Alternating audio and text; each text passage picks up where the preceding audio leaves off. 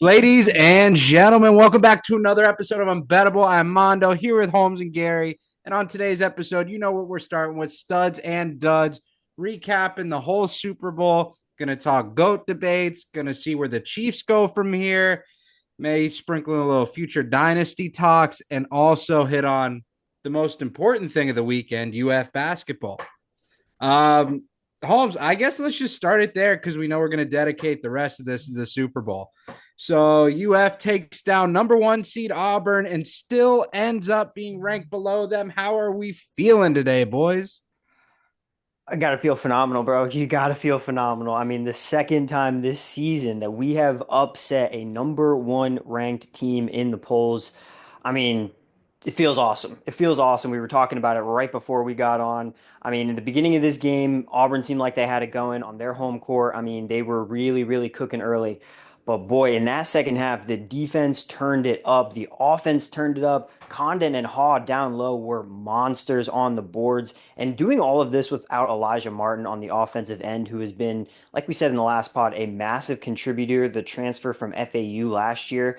I mean, it's just a very, very, very impressive win. We now know, I mean, that Tennessee game, anybody that wanted to say maybe it was a fluke, maybe that was just something Tennessee wasn't prepared for, I think you definitely know now Florida is ready to hang with the big boys. Yes, three losses on the schedule this year, but none of them outside of quadrant one. They are not taking bad losses. They're losing these close games to really good teams. But to get this win, absolutely phenomenal. As soon as Walter Clayton hit that logo three for, I think, his first points of the game, about 8 minutes into the game, that's when I felt really good because I feel like that game turned on a dime right there. Yeah. Walt Polk County represent baby Walter Oh Clayton God. Jr. That man, I mean, he was automatic the other night, would not miss. I was just talking, like Holmes was saying before we got on, we were talking about really how did Florida win this game? And I think it comes down to being able to hit your shots for one, which is logical, but like we were hitting big time shots beyond the arc, which was huge. And then number two, getting a board. We were out rebounding the shit out of Auburn, and they couldn't hit a shot. So every single time they threw up the ball, it was basically a turnover. So they struggled there, and we just picked apart at them. We started off kind of slow in the beginning. I was kind of worried. And then, as the game just goes on, the value of, Holmes's bet that he put out from the last episode just seemed more apparent to me. And I was like, damn. I should have trusted it, but they went off, and I hope that it's just kind of like they just keep it pushing from here. Yeah, no, definitely. I mean, it was a little shaky. They went down 10 at one point, and I was kind of like, like, I don't know. And Gary, I think I told you this. I was like, they're down right now, but like, I still feel like they have good control of the game. Like, it's flowing well. It's just the buckets aren't going in. Finally, the buckets start falling, and from there on, it was just a fucking beat down. Mhm. It was very one sided after that. Loved watching it, which is why, honestly, UF basketball is my stud of the week. Nice. That's right. UF basketball, nothing from the Super Bowl. The UF basketball team wins my stud. Holmes, who's your stud of the weekend?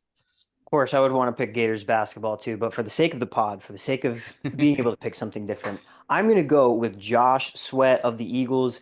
This dude was on the screen the entire Mhm. night. I mean, every time there was a negative play to happen for the Chiefs offense, Josh Sweat was there. I'm pretty sure he totaled 2.5 sacks on the night, six total tackles. I mean, he was in Patrick Mahomes' face the entire night. Obviously, every person on the Eagles defense was putting in the work last night, Yeah. creating turnovers, creating an incredible amount of pressure on Pat Mahomes. But man, it seemed like every time I looked up, Josh Sweat had a massive impact on the game.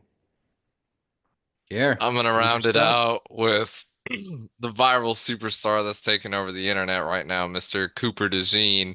Man got a crazy pick six last night. And like the reason I put him as my stud, for one, that was nasty. Like completely turned the tide of the game, basically locked it down for the Eagles. Like that was a huge play. And then number two, it was his 22nd birthday yesterday. To put in perspective, typically I'm like the younger one out of the group, but I am older than him. Like that's insane to think about. Like he is younger than me, playing in the Super Bowl, getting like a game-sealing interception and then winning it. Like it was just like that's a crazy thing On to his think about. birthday. Yeah, like that's crazy. So yeah, he's a stud. I guess let's just snake it back. Give me your dub while you're at it. I Tud. I mean, I feel like this is on everybody's mind, so I'm gonna take it from everyone. Mr. Patrick Mahomes. That was really bad, bro. That just goes to show what happens once the Chiefs play against a competent defense that just don't blitz every play. Like he was on locks all night, like threw two picks, and one of those being a pick six. Like he was just rattled, and you could tell. And like staring at an iPad when you're down like 30 something points is not gonna save you. Like, so yeah, that's my dud. Holmes? Yeah, I'm going to kind of stick with the same theme, but I'm going to go with the Chiefs' offensive line because they got absolutely bullied all night. I mean, it wasn't even a fair fight. And I think that was the biggest mismatch coming into the game. And there weren't really a lot coming in that I would say. Obviously, the Eagles' run game has been so much stronger than the Chiefs for the majority of the season, but you knew coming in that was the one thing that the Chiefs were going to try and control. They had to stop Saquon. They had to force Jalen Hurts to beat him on his own, which he did. But that Chiefs offensive line, everybody knew that they were a lot weaker than what that D line was bringing for the Eagles. And boy, they brought it all night. To your point, Gary, they did it without blitzing, bro. They brought four all night and still rattled the hell out of Patrick Mahomes. And to your point again, Gary, like he he looked scared out there for probably the first time that I've ever seen Pat Mahomes play. And even in the Super Bowl against the Buccaneers, like even with the defense swarming him, kind of the same way that the Eagles did in this game, he legitimately looked rattled. Nothing on that offense was working. He had literally negative time in the pocket. Soon as that ball was snapped, D line was getting in his face. So Eagles defensive line, they absolutely went off. Chiefs offensive line, dud. Yeah, and honestly, like just to add to that real quick, I'm sorry, like You're good. I think the reason he was rattled and like shout out to the refs for this, I think they made maybe two bad calls all night. The rest of it was just straight football. Like they were tackling the shit out of Mahomes, whacking his Mm. shit when they had the opportunity, and the refs just let it play. And like Mhm. that's how it should be. Like Yep. there's no crazy like bailout 15 yard here, 15 yard there. Like man was getting schwacked all night and Yep. he had the 1,000 yard stare by the end of it, so it was kind of funny. Great point. Yeah, I mean, we can say Mahomes. We can say the Chiefs O line. We can say the Chiefs offense. I'm going the whole Super Bowl. This entire product was fucking horrendous. I mean, we kick it off with the score bug. I don't even want to get into the fact that it's Chiefs Eagles. That's irrelevant now. The score bug is terrible. I don't know who came up with that. The Fortnite artist? I mean, what are we doing here? For Same real. You font. introduced that, a very one-sided Super Bowl matchup against a team that's supposed to be the super dynasty of old. More to come on that because I got a rant there too. But then you go to a halftime show that was fucking dull, boring, colorless. I like Kendrick Lamar. He has no business hosting the halftime show. His music is not meant for that. The whole highlight of his entire thing is saying, "Say Drake." That was the whole highlight. That was it. It was pretty That was fire. it. That was Yeah, all. yeah. True. Everything else was boring, terrible. It was not a good show. And then you cap it all off with what everyone that hates sports is watching, the commercials. I think there were maybe two commercials that I actually enjoyed the whole night. From Yeah. start to finish, it was atrocious. Absolutely atrocious. And the NFL should be embarrassed by the product that they put out there because that was fucking terrible. On a That, more, yeah. I don't know, if I had to like add some positive points, like some things that I did like. I thought that the national anthem singer was really good at what he was Yeah, doing. he did well. He almost broke a lot of people's banks with that under, which was kind of funny, but because he said the and the land, and then he did it like three times, and I was like, oh, like how He many was more times? milking it. But that was fire. And then like I don't know, like it, that's really damn. I Yeah. hate seeing the Eagles win was cool. That was good. It shows that it's not a script. I think we saw Taylor Swift like twice, so that was a dub.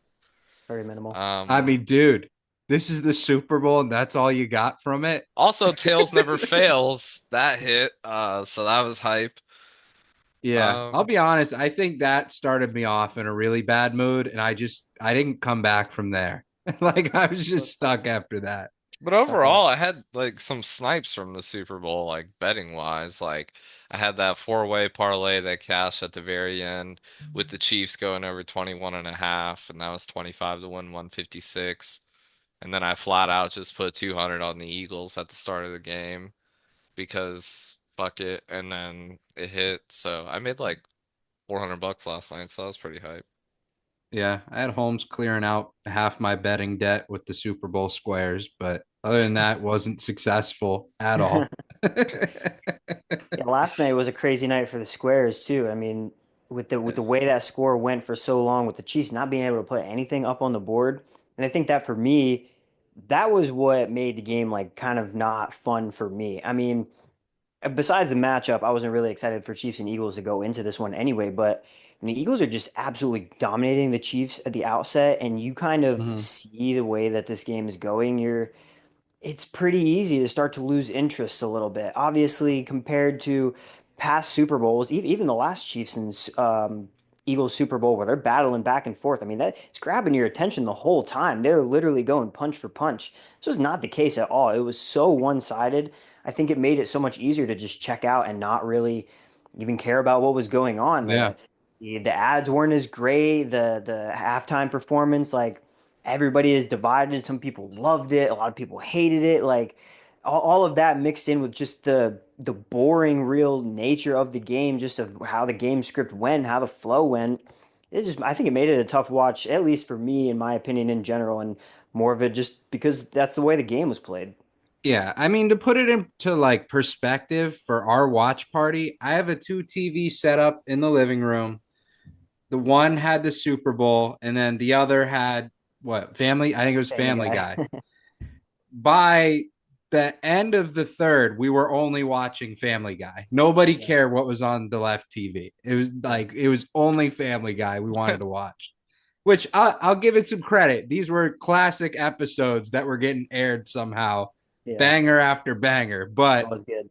I like that sums it up. The Super Bowl was just terrible this year.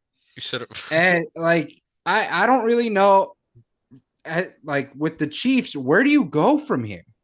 Like what do you do next? Because you have Travis Kelsey who's uncertain of his future. You don't really have like a set receiver room. Your offense needs some help. I mean, your defense has clear holes. Where do we go from here if you're the Chiefs? I think you got to start out by doing a couple things that was obviously glaringly obvious last night. Like the offensive line, that's the first thing that needs to get shored up. You need not only depth in there, but you need guys that you're gonna depend on to keep Pat Mahomes safe and to just give him a clean pocket, man. Give him the opportunity to make these passes, actually give these receivers time to run their routes, open holes up for the run game. That's something too. The run game is nowhere near as strong as I think it needs to be for the Chiefs, and I think they've gotten away with it a little bit in the past couple of years. Isaiah Pacheco being out most of the year this year didn't really help their cause. They were kind of like working with Kareem Hunt, maybe Clyde Edwards-Helaire every once in a while. So it was very stagnant. It wasn't really dependent on a whole lot. But also to your point too, it's not like their receivers are like star-studded. You know, they bring in D-Hop off the trade, but it seems like he wasn't Mhm. utilized as much as maybe they were planning on when they brought him in. Hollywood Brown was out all year with an injury. Rashee Rice was out all year with an injury, but still has this like criminal case pending against him. Juju Smith-Schuster caught the first pass from Patrick Mahomes last night, and I was like, wait, he's still in the league? He's still on the Chiefs? I didn't even know that. Like Yeah. I think they have to get a little bit more precise and consistent with how they want to figure out their receiving core. It seems like they're just trying to bring in guys on like 1, 2 year deals and just make it work, makeshift like each year. So that's maybe a little bit of something that they need to address maybe in the offseason. In terms of the defense, I'm going to say like Steve Spagnuolo, man, he's got one of the greatest defensive minds in the game. And regardless of the talent that he has out there and the personnel, I think he's gonna be able to scheme them up well. I saw him do it all season long, and unfortunately, just in this last game, it didn't come to fruition at all. The Eagles had their number. That's all you can say. Yeah. I mean, you bring in D Hop, right? And you think that's the move. And then he turns right around and drops a wide open touchdown. That was the clearest touchdown of the night. All he had to do was catch the ball, and he just fell right apart, which somehow is a consistent thing this entire postseason, but that's besides the point. It's just like it's crazy that the Chiefs keep getting as far as they do with like the glaring issues they have on their team. It, but two, it's just like they don't feel like they want to fix it. They just kind of want to use some duct tape, call it a day, and they get to waltz their way back to the Super Bowl. And I think we finally are at the point now where it's, hey, they can't just waltz back anymore. Like the Eagles, clear as day, no, like literal no holes on their roster, none, perfect top to bottom. And like now the Chiefs are getting exposed, and they're gonna get exposed next year. I'm calling it now. The Chiefs, if they do not make moves this offseason, will not be back in the AFC Championship. Book it.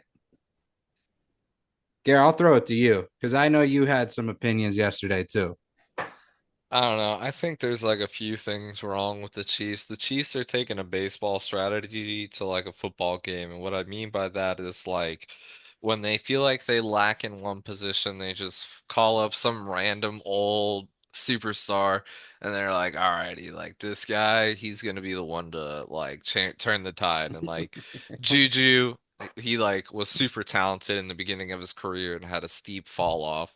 And then they're like, okay, maybe we can bring him from the ashes. Same thing with D Hop, who like has been pretty consistent throughout the years, but like he could definitely do something with a good quarterback at least we thought. And then, so it's just like I think the difference lies there because there's a chemistry imbalance. Like when you look at the Eagles, these are guys that rode with each other throughout the season through a really rough start where like they didn't know if their head coach was going to be the same person, the next Izan. day. There was a lot of things going on, but they still stuck with each other through it all while the Chiefs like kind of just floated on rainbows and we're like, oh, T-Hop, there he is with his like, weird ass hair. Like, I don't know. It's just like, these old people are not going to save the day. And I also think that's another problem is the Chiefs have some good players, but they're also getting old. And like, they've had their time, and it's like, of course, everybody cares about winning the Super Bowl, but the Eagles, you have a young and hungry Saquon and young and hungry Jalen Hurts, like they just wanted it more, I think, at the end of the day. Yeah, I mean, case closed. Now let's talk about what the media cares about, and that's the GOAT debate. Um, Going into this game, if the Chiefs win it, that there was going to be a case starting to be made or fully being made that Pat Mahomes will end up as the greatest of all time. After this game, do you feel like that title is officially closed? No, no. Yeah, I mean, I don't really either, and I'll kind of just go into it a little bit. I mean, there's still, in the famous words of all of us, when we're watching a game and we think, maybe our bet's not gonna hit. There's a whole lot of game left. There's a whole lot of time left for Pat Mahomes, man. I'm just saying, like, there is a lot of football to be played for this man. And I will say, he's had a very, very impressive career to start out. I mean, to have the Super Bowls that he has, the accolades that he's had, I mean, You have to be impressed with it. You have to be. It's been an incredible run to start a career. But when you think about everything that Tom Brady did, I mean, he did this thing twice, two separate times, with two pretty different types of teams. The first time that they did this and they were winning Super Bowls and being like their first dynasty, they were ground and pound. They were all about defense. They were winning close games. They wanted to keep the other team under 10 points and they knew they could win any game. Fast forward, 10 years into kind of their second dynasty, it's all about the air raid. It's more about their offense being able to spread out a little bit more. Brady can dump off to backs that can catch the ball. They're using Randy Moss, one of the best wide receivers, to go and catch the ball, although he didn't win the Super Bowl. They're starting to experiment with guys like Edelman, Wes Welker, Danny Amendola, guys that have speed, guys that have finesse, guys that are able to work in this system that Yeah. Tom Brady didn't really have before. So he's able to do it in these two different systems and make it work no matter what.